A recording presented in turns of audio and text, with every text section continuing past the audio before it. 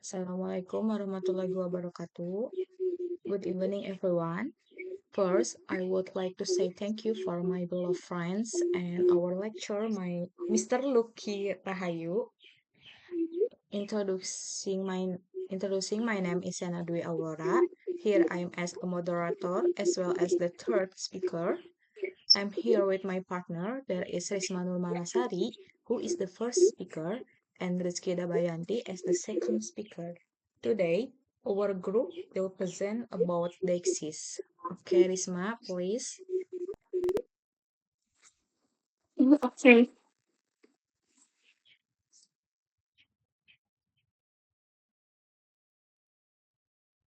First one is definition.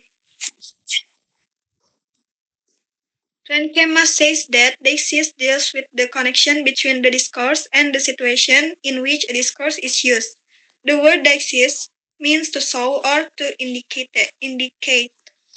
Jadi, deixis adalah penggunaan kata atau frasa yang menunjukkan waktu, tempat, atau situasi di mana pembicara berada ketika berbicara. Deixis biasanya digunakan ketika konteks ujarannya diketahui oleh pembicara dan pendengar atau lawan bicara. Okay, next.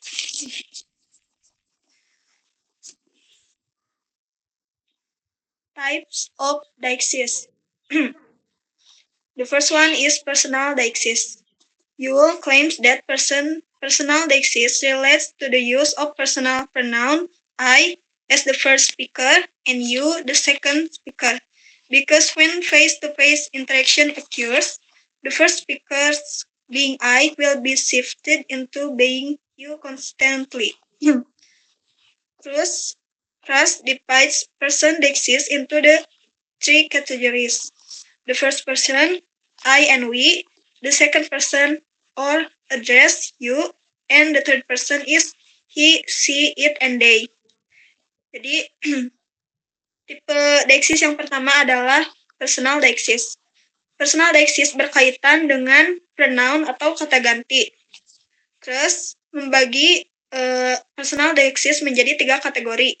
Yang pertama adalah orang pertama yaitu I dan we, kemudian orang kedua yaitu you, lalu orang ketiga adalah he, she, it, dan they. Okay, next.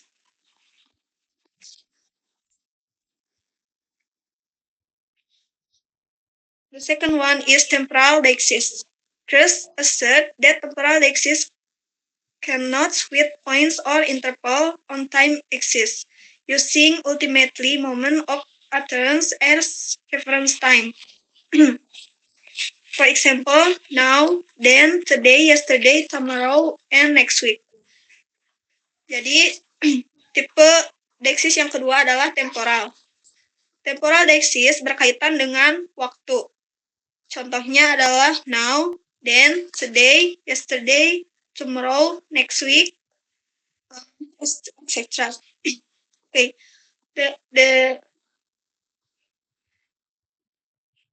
Apa sih? Okay. I think that's enough from me. Thank you. Saya kembalikan kepada moderator. Okay, thank you, Risma. Okay, for the second material will be presented by Rizky. Rizky, please. All right, thank you, Sena. The third type of deixis is spatial deixis. In Huang, spatial deixis is concerned with the specification of location in space relative to that of participation as a city in a speech event. For example, this, that, here, there, come, go, bring, take, etc. Jadi spatial deixis ini menjelaskan kayak si pembicara dengan pendengar itu memberitahukan informasi, misalnya buku kayak that is your book, yang artinya buku itu teh ada jauh dari si pembicara dan bisa jadi itu dekat dengan pendengar. Okay, next.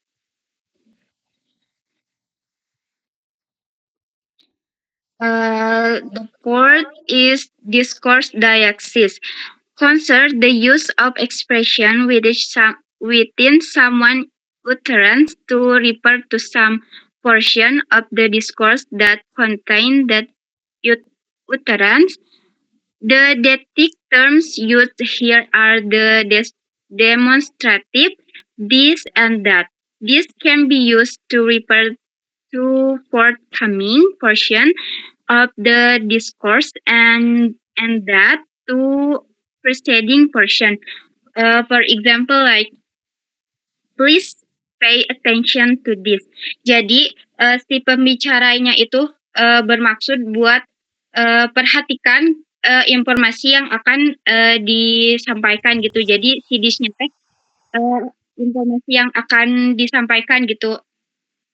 Terus yang kedua ada what does that mean? Jadi that di sininya teh sebelumnya teh udah dikasih tahu, terus si pembicaranya teh nanya gitu apa yang dimaksudnya. Next.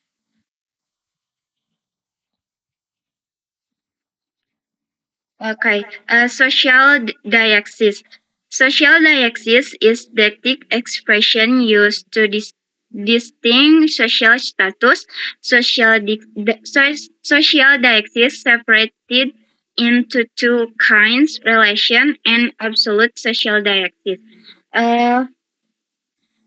Pertama yaitu ada relation social diaxis, yaitu merujuk pada karakteristik sosial dari orang yang dirujuk terlepas dari peringkat relatif. Jadi kayak tingkatan orang-orang tersebut atau hubungan sosial antara pembicara dan pendengar. Misalnya kayak Sir, Miss, my husband, cousin, dan yang lainnya. Bisa juga dengan kata ganti, misalnya her, you, him. Terus yang kedua yaitu social absolute. Jadi ini teh kayak sapaan lagi ke orang misalnya ke orang penting gitu. Contohnya misal Mr. President, Your Majesty, kayak gitu. Jadi social diaxis itu teh kayak apa? Bentar.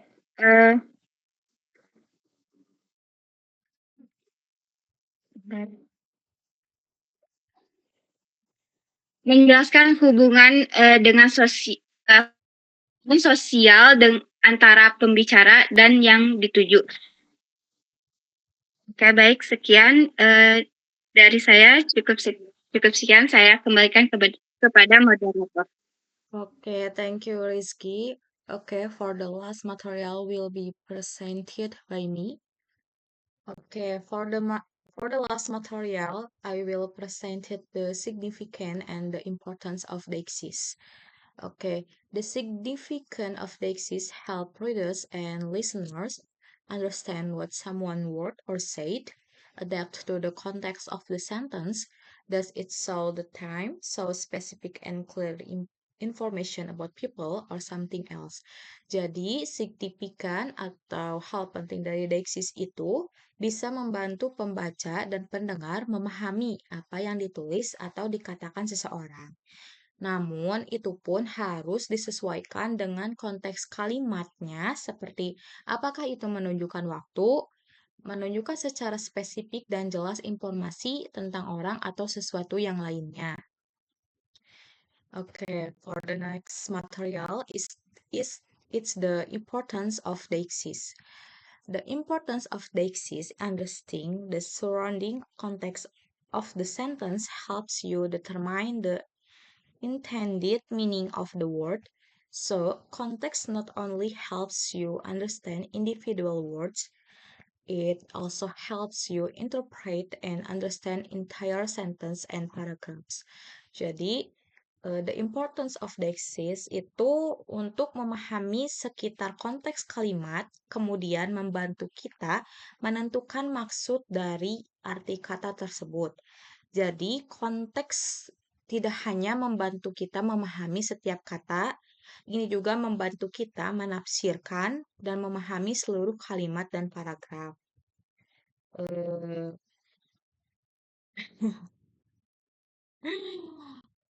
I think that's enough for our group to present.